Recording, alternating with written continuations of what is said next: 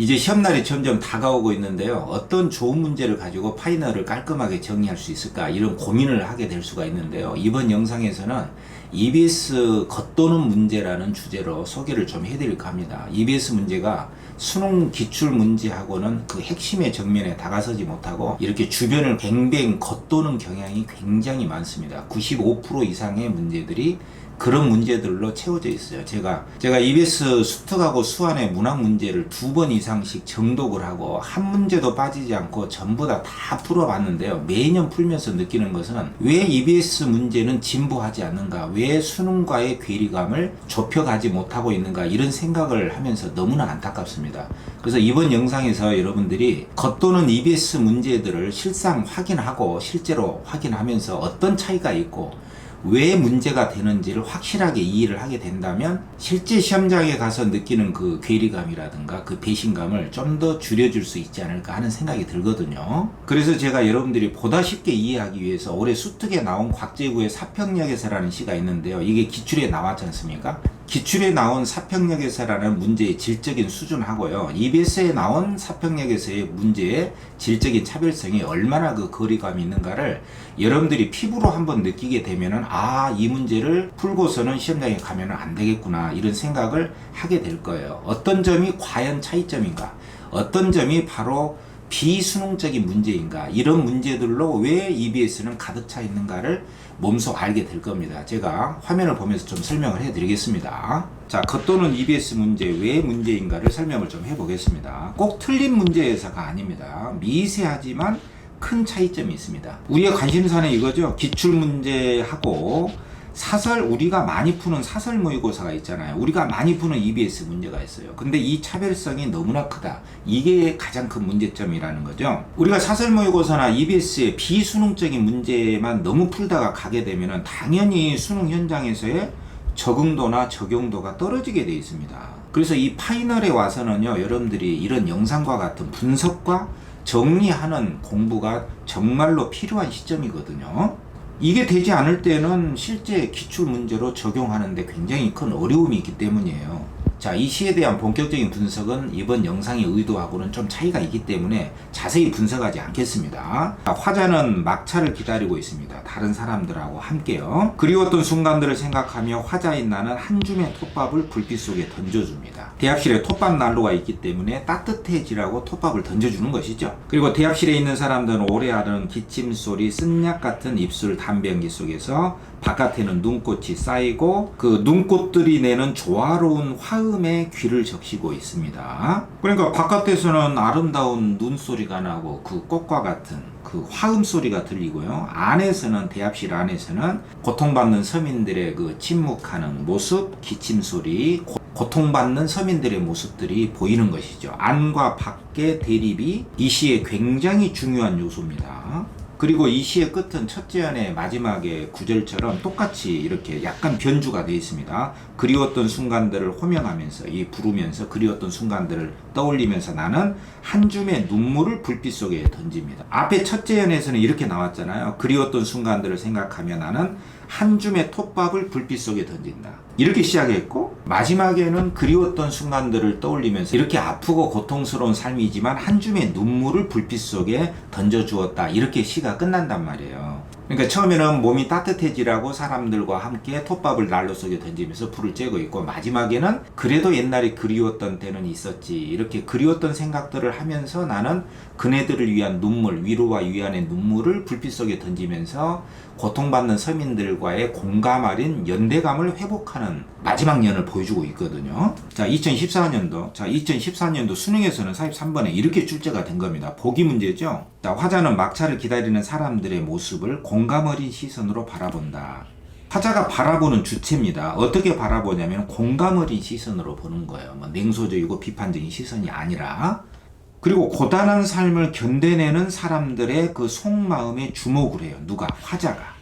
근데 여러분들이 실제 수능장에 가서 꼭 눈여겨봐야 될 것은요, 이 문장입니다. 보기의 문장이에요. 이 문장이라고 하는 것은 이 사람들이 어떤 사람이냐면 여기 수식어 있잖아요. 고단한 삶을 견뎌내는 사람들이에요. 그러니까 극복의 주체가 화자가 아니라 막차를 기다리는 바로 그 사람들이란 말이에요. 고통받는 그 사람들이 견뎌내고자 하는 극복의 주체입니다. 이 복이 문장이 굉장히 중요하다는 거죠. 그리고 화자는 마지막에 그 고통받는 서민들의 삶을 보면서 한 줌의 눈물을 불빛 속에 던진다고 그랬잖아요. 이 한 줌의 눈물이라고 하는 것은 이렇게 해설을 해줍니다. 보기에서 뭐냐면 화자가 바치는 작지만 진심 어린 하나의 선물이다. 누구를 위한? 그네들을 위한. 이것은 바로 공감에 어린 시선하고 또 관련이 되는 것이겠죠. 그렇기 때문에 이 한 줌의 눈물이라고 하는 것은 선지에서 위로가 된다. 이건 맞는 것이고요. 이번에서도 이 한 줌의 눈물이라고 하는 것은 침묵하는 사람들의 속마음에 화자가 공감하여 흘리는 것이다. 공감 이런 건 다 맞단 말이에요. 근데 3번에 보시면은 눈꽃의 화음이 열악한 상황을 드러낸다고 보고 있으므로 이렇게 근거를 제시했잖아요. 그리고 한 줌의 눈물은 그러한 상황을 극복해내려는 화자의 의지를 담고 있다. 이렇게 문장을 쓰고 있단 말이에요. 근데 이 앞에 부분에 이 눈꽃의 화음이라는 것은요, 바깥에서 들려오는 그 눈꽃들의 조화롭고 아름다운 소리잖아요. 바깥은 아름답고 굉장히 감미로운 음악 소리와 같은 눈꽃의 소리가 들리는데 비해서 대합실의 안쪽에서는 고통스러운 서민들의 모습이 대비적으로 부각이 되고 있기 때문에 이 눈꽃의 조화로운 화음의 소리라고 하는 것 자체가 열악한 상황은 아니에요. 아름다운 소리입니다. 서민들의 삶과는 대비되는 아름다운 소리이기 때문에 이게 틀린 것이고요. 그리고 한 줌의 눈물은 그네들을 위해서 보내주는 하나의 공감 어린 위로의 선물이다. 그랬잖아요. 근데 이 한 줌의 눈물이 극복해내려는 화자의 의지다. 근데 여기에서 극복의 주체는 화자가 아니라 그 사람들이 삶의 고통을 감내하고 극복해내려고 하는 그 주체는 대합실에 있는 그 사람들이지 화자가 아니단 말이에요. 이렇게 심각하게 전반부하고 후반부를 완벽하게 틀리게 해서 3번을 틀린 것으로 출제를 한 게 수능 기출문제예요. 그러니까 여기에는 곽재구의 사평역에서의 그 부분에 여기에는 곽재구의 사평역에서란 시의 일부분 눈꽃의 화음이라는 구절에 주목을 하면서 눈꽃의 화음이 뭐냐 이것을 묻는과 동시에 이 극복의 주체가 누구냐 그 사람들이다. 그리고 화자는 작은 눈물을 보태주면서 위로하고 있을 뿐이다. 이것에 굉장히 섬세하면서도 차별적인 언어의 논리적인 측면을 언어적인 차원에서 테스트를 하고자 하는 게 수능 기출문제의 의도입니다. 이게 출제의 논리예요. 근데 EBS는 이러한 출제의 논리를 아랑곳하지 않고 굉장히 도덕 교과서처럼 누가 봐도 그냥 답이 딱 보이게 너무 그냥 단순하고 평이하고 안이하게 출제하는 그런 그 논리적인 어떤 심각한 오류의 문제들을 마구마구 생산해내고 있기 때문에 여러분들이 그런 문제를 가지고 문제를 풀 때는 수능 시험장에 가서는 정말 당황하지 않을 수밖에 없거든요. 이것은 EBS 책임입니다. 사실은. 자, 그러면 실제로 이번에 수특에 수록된 사평역에서라는 시의 문제를 한번 보겠습니다. 수능하고 어떻게 다른가? 자, 보기를 이렇게 썼거든요. 사평역에서는 화차가 막차를 기다리며 사람들의 모습을 바라보는 것으로 시작한다. 뭐 하나만 하는 소리입니다, 사실. 그의 시선은 내면으로 향하고 사람들의 속마음을 이해하는 쪽으로 향하고 고단한 삶을 견디는 그들의 말없음을 헤아린다. 이건 뭐 똑같은 내용이거든요. 이 과정에서 한 줌의 톱밥을 던지는 그런 행위는 추위에 대한 대응에서 삶에 대한 태도로 그 의미가 변화한다. 요게 핵심이죠. 그러니까 처음에는 몸을 이렇게 녹이기 위해서 톱밥 나루를 던졌다. 이렇게 대응 태도를 보이다가 나중에는 그네들의 속마음, 고통받는 속마음을 이해하고 수용하면서 그네들을 향한 위로하고 공감 어린 그러한 삶의 태도로 의미가 변화한다. 이런 뜻으로 쓴 거예요. 근데 이러한 뜻들이 선명하게 부각되지 않고 두루뭉실하게 썼어요.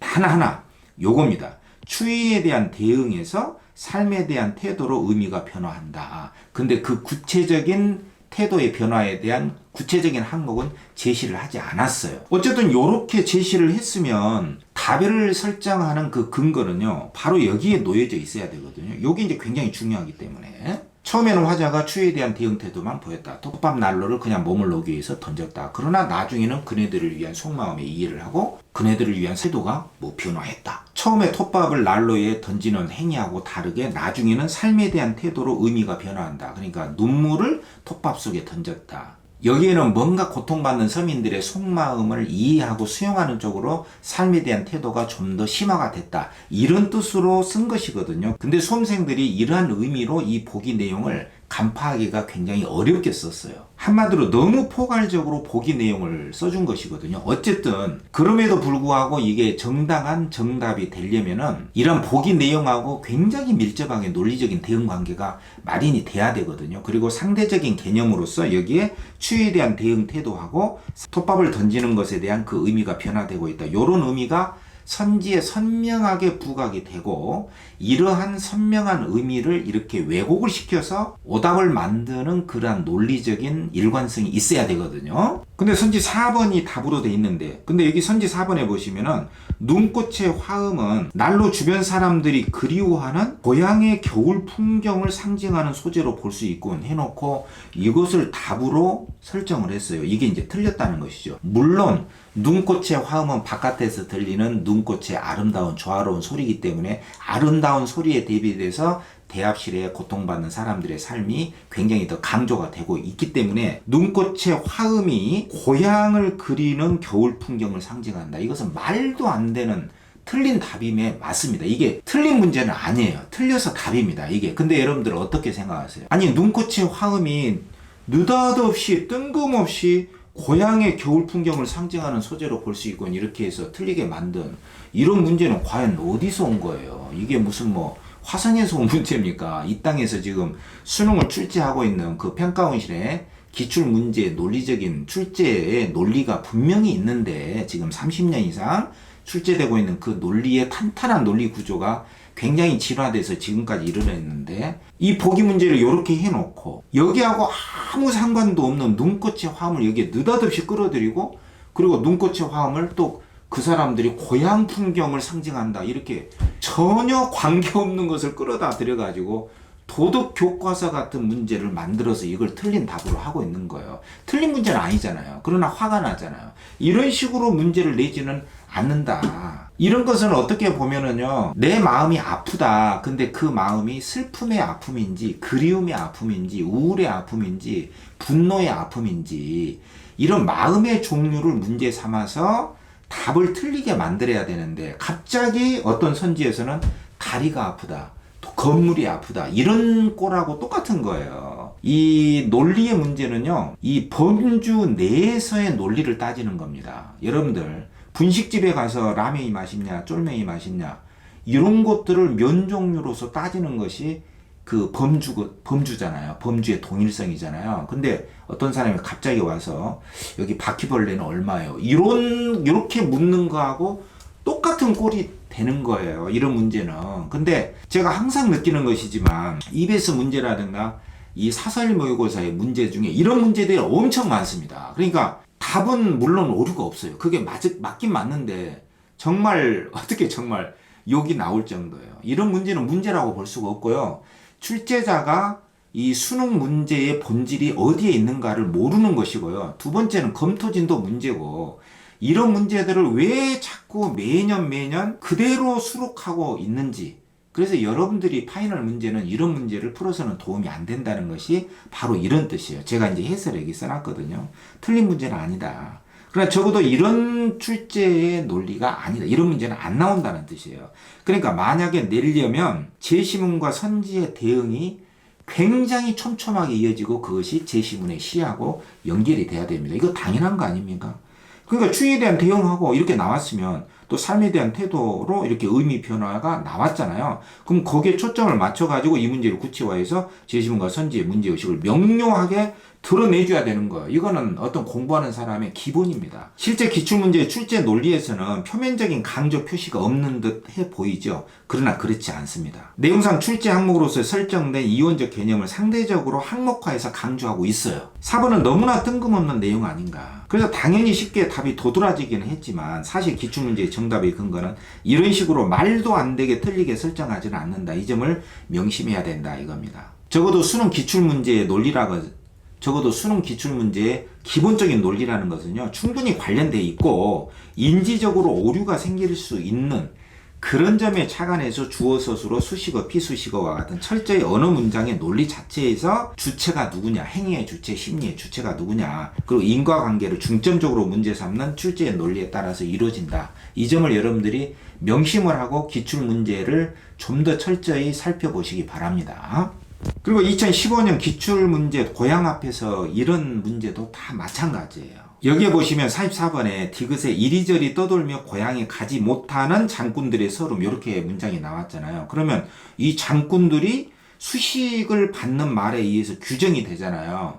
그러면 장군들이 이리저리 떠도는 사람들이 장군이고 고향에 가지 못하는 사람이 장군들인데, 사실 이 오장환의 고향 앞에서라는 시는요, 화자가 고향 앞에서 고향으로 가지 못하는 그 슬픈 주인공이 화자예요. 그러니까 고향에 가지 못하는 장군들이 이 주체가 틀렸단 말이죠. 수식을 받는 말이 의미상 주체인데 고향에 가지 못하는 사람이 장군들이 아니에요. 물론 이리저리 떠도는 사람들이 장군은 맞습니다. 여기에 보시면 여기저기 떠도는 장군들이요. 요거는 맞습니다. 떠도는 사람이 장군은 맞는데 고향에 가지 못하는 사람의 주체는 장군이 아니라 화자예요. 이게 틀려서 3번이 틀리게 만든 거예요. 여러분들 문장 자체를 섬세하게 살펴보셔야 됩니다. 이게 이제 파이널이기 때문에 제가 이렇게 더 강조를 합니다. 그리고 45번에도 보시면은요, 고향에 대한 그리움을 노래하면서 이 보기에 어떻게 나왔냐면, 그것으로 복귀하려는 것이 귀한 의식이다. 그러니까 이 시에서의 화자는 고향으로 돌아가고 싶어 한다는 뜻이죠. 그러나 여러분, 모든 고향에 대한 그리움의 시가요, 고향으로 돌아가고 싶다라든가 고향으로 돌아갈 것을 기대한다든가 더 나아가서 고향으로 나는 돌아갈 수 있다라고 하는 낙관적인 기대나 전망을 다 갖고 있는 게 아닙니다. 물론 고향을 그리워하죠. 그러나 그것이 다 그런 식으로 귀환에 대한 기대라든가 낙관적인 전망, 그게 아니라는 거예요. 근데 이게 계속 반복적으로 출제가 되고 있어요. 여기에 보시면 작년도 수능 아닙니까? 이용학의 그리움하고 이시영의 마음의 고향이 나와 있어요. 여기에 보면 1년에 눈이 오는가, 남쪽에 그 북쪽에 눈이 오는가, 이렇게 고향을 그리워하고 있지만 이것은 고향으로 귀환하겠다는 기대라든가 어떤 낙관, 그런 게 아니에요. 그냥 그리워하는 거예요. 그리고 이시영의 마음의 고향도 마찬가지예요. 그냥 그리워하는 거예요. 뭐 돌아가고 싶다, 귀환의식, 그런 게 아닙니다. 그래서 작년도 45번 시에서도요, 이용학과 이시영의 시색에서 고향은 창작의 원천이 되는 공간이다, 그리움의 공간이다, 이렇게 나왔지만 이용학의 그리움에서는 돌아갈 수 있을 것이다, 이런 기대의식을 갖고 있지 않아요. 그곳은 갈 수 없는 곳으로 아예 규정이 돼 있거든요. 그리고 이시영의 마음의 고향에서는 그냥 그리운 곳이에요. 그렇기 때문에 4번에 보시면은 고향에 돌아갈 날에 대한, 그리고 나번에 이시영의 고향에서는 고향으로 귀환에 대한 기대를 드러낸다. 근데 이 두 편의 시는 기대를 드러내는 시가 아니에요. 그냥 그리움이에요. 그래서 4번을 틀린 것으로 정답의 논리를 설정하고 있는 거예요. 이게 오답인 것이죠. 오답의 논리가 있잖아요. 이게 평가원 수능 문제의 실상입니다. 이게 평가원의 출제의 논리예요. 그러니까 수능 문학에서는요, 현대시건 고전시각은 뭐 현대소설 고전소설이건 간에 출제의 논리가 확고하게 있는 것이고요. 그게 수십 년 동안 굉장히 누적돼서 진화되어 온 것입니다. 이 진화의 출제의 논리를 외면하고서 뜬금없이 비약적으로 포괄적으로 그렇게 논리적인 장치 없이 이렇게 허접하게 내는 문제를 내서는 안 된다. 그리고 여러분들이 그런 문제를 풀어서는 안 된다. 이 점을 꼭 강조를 하고 싶은 거예요. 이 파이널 시점에서. 그래서 제가 여러분들에게 마지막으로 하나의 광고를 하겠는데요. 이번 16일, 17일 날 이 수특하고 수완에 있는 모든 작품, 한 작품도 안 빠지고 제가 쉬지 않고 이러한 출제 논리에 입각해서 이런 문제들은 EBS에 이렇게 나왔는데 이렇게는 안 나오고 수능 기출에서는 실제로 이렇게 나올 것이다. 이것을 굉장히 정확하게 제시를 해주겠습니다. 그 특강을 좀 참조를 하시고요. 또 실시간 비대면으로 강의가 나가기 때문에 여러분들이 파이널에서는 정말 좋은 문제, 출제 논리에 맞는 문제로 꼭 훈련하고 시험장에 가서 시험을 잘 보시기 바랍니다. 강남 오르비에서 진행되는 16, 17일 그날의 특강을 꼭 참고하시고 시험을 잘 보시기 바랍니다.